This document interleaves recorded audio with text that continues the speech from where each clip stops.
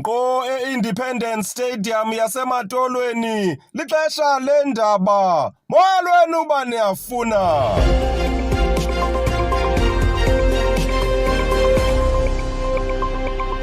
Nantsi iminqweno yethu kulonyaka umtsha iyaka.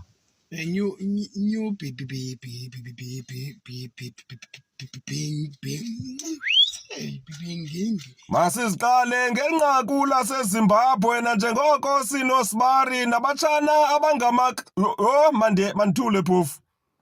uDaimo Khwapanuka waseZimbabwe Chimanimani uthi usindisiwe yena kulonyaka futhi phakathi kwezinto aziyekileyo butywala, amankazana nenkonzo. Andisafuni mna ndisindisiwe ngoku.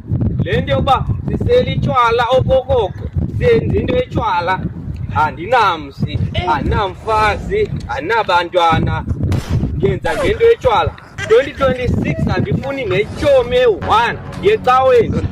Ityomi yam ngumfundisi. Akangenanga kakuhle kunyaka ka-2026 uZola nanjengoko kuye kwabhiyozelwa unyaka omtsha ngosuku lwakhe lokuzalwa. Utheni ngoku? I don't know. Ukhala ntoni? I don't know. Ufuna ntoni ke? Yintoni fandini ingxaki yakho? Fani, utheni lo mntu? Yima utheni uZola ngoku nimenze ntoni? Utheni uZola? Ziba utheni awutama? Yintoni Brian?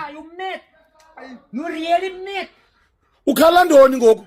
He's mad. Uselile mos ye-birthday yakho. He's mad. Ayilo lwimi yehagu somtshakazi waseNgcobo kwaye akadingi nokugalelelwa iti enobisi ukuze azikhuphele iindaba. Zokof, ndithi kwelaa mntana wafika kume sithi somtshakazi kumama sibathathu. Kuqala uNombuyisa lwendele edutywa. Andanoba itshate nepolisa nangoko lamlahla. Wakhulisa abantwana bakhe abathathu. Omnye ke uliphara uhamba apha edolophini hamba usitya ukutya kwabantu. Wana laa mntana. Kuba lo mntana unento enkulu. Kusikorinde kuba lo mntana wayinantikile. Kuba lo mntana ebihlangu kwaphepha. Udikwe yeyokosa kwaye sithetha nje udlamadlozi umntana kaThatuwa. Yini le? Amadlozi. Yini? Amadlozi.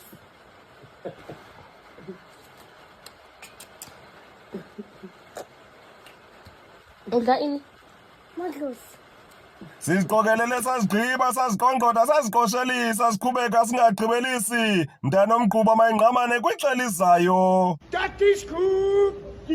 Who swears a swear? Yes, yes.